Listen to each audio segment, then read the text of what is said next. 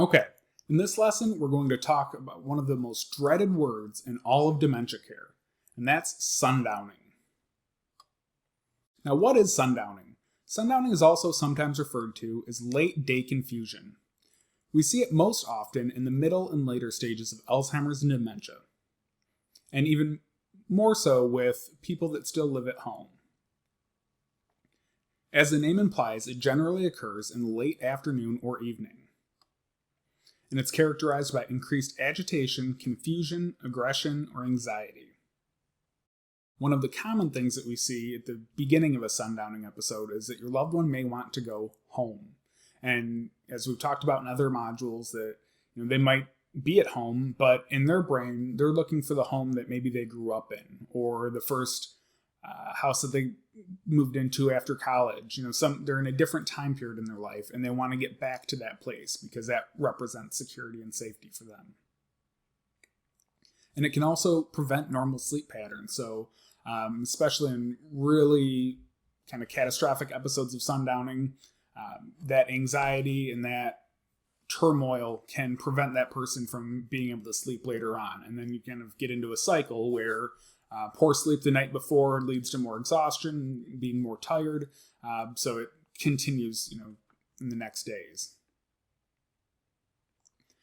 Now, what are the causes of sundowning? Scientists haven't necessarily been able to point to one thing and say, okay, this is definitely what causes it. But there's a lot of ideas going around.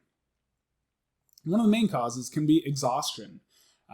Our loved ones tend to be a little sharper and a little brighter in the morning because they're well rested, their bodies are rested, their brains are rested, and they can start the day off pretty well.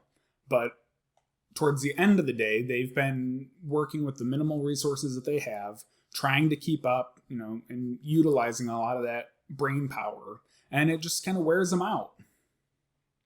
On the opposite end of that spectrum, we also have boredom that can lead up to it. So many people that I've talked to that have dealt with really, difficult sundowning episodes, I ask them what they did all day, and they say, oh yeah, well, we sat around watching TV, and then at 4:00, my loved one got really agitated and was trying to leave and trying to go somewhere and do something. So, yeah, that can happen if you haven't provided engagement, and it's kind of the opposite of the exhaustion thing. They've got energy built up throughout the day, and then some other changes happen, and that can all come out all at once.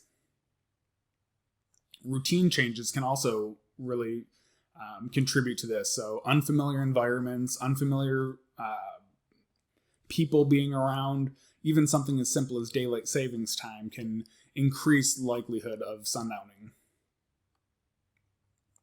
Another big contributing factor that they seem to think plays a role in sundowning is lighting changes. So, towards the end of the day, it starts getting a little bit darker out, and it can kind of be a cue for that person that, okay, today's over, and, trigger them into becoming more anxious. Like nearly every other part of the brain, there's changes that affect the biological clock. So we've all got our sleep-wake cycles that we kind of stick to, but somebody with Alzheimer's or other dementia, theirs can be affected, and maybe get those two things mixed up, the rest time and the alert time. And then this can also contribute to increased napping or difficulty sleeping. And then, like we said before, if you add more naps, that can throw things off longer term and, really continue to set you back. So some tips to prevent sundowning would be to keep regular sleep schedules and routines as much as possible. I know that's not always easy. You want to limit naps. Sometimes a well-placed nap can actually decrease instances of sundowning. So like the people that we talked about earlier who are maybe exhausted, if we could add a nap earlier in the day, a short one, that can give them the rest they need to be able to continue throughout the day. But if somebody sleeps, all day, they're likely going to be up all night. Like everything else we've talked about, keeping your loved one engaged throughout the day can make a world of difference. You may also want to consider making some changes in the environment around your loved one.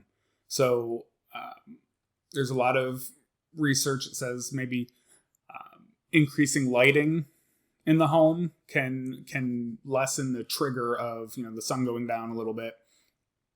and stop that cycle before it starts. You also want to create a calm environment. Like everything else we've talked about, if your loved one starts getting agitated or excited, you need to be that calm, because if you react like they're reacting, it's going to escalate and it's going to snowball into a bigger problem. You can tidy up and remove the clutter, add calming music. Kim talked about aromatherapy. And another thing we want to do is be sure to avoid troubling or exciting TV or news, things like that, that can really plant the seed for agitation or anxiety. And we've all seen the news. There's all sorts of awful things on there. And somebody with dementia might not be able to process that, or might think that it's happening to them. So we need to be really conscientious of what kind of media they're consuming.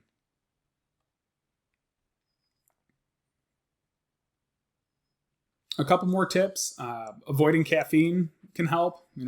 It's more fuel to the fire if somebody's highly caffeinated. And like other things that we've talked about, use the behavior tracking tool to see if we can identify what led up to this and avoid it. So whether your loved one is experiencing this when they're super exhausted, or whether they are experiencing it when they've been bored all day, or if it's happened shortly after somebody comes or goes, or a phone call or anything like that. Track that behavior and figure out if that might be contributing to the problem. In general, we just kind of need to ride it out. These issues will flare up. All you can really do is reassure and comfort your loved one. As it happens more, you might figure out some tips and tricks that work. But a lot of times you just have to ride it out and, be calm, be supportive, and don't argue with it. You're not ever going to win an argument with someone with dementia, especially in the middle of a sundowning episode. If this is happening often, you do need to make sure to take care of yourself. It might be time to get either a family member, a friend, a paid caregiver in to help deal with your loved one in these difficult situations, especially if your loved one's bigger than you or stronger than you and it is getting physical. You really need to consider getting some help, or at that time, maybe looking into a long-term facility. You're also going to want to talk to your loved one's doctor or neurologist. There are medications that can help with sundowning if used properly. So if this is happening often, definitely talk to your doctor about it and they may be able to help. So that's it for our lesson on sundowning, and that's actually the end of the other common behaviors module. In our next module, we're going to focus in on you, and it's all about caregiver wellness. We're going to give you some different ways that you can avoid caregiver burnout and tap into other ways to find help. Hope to see you there.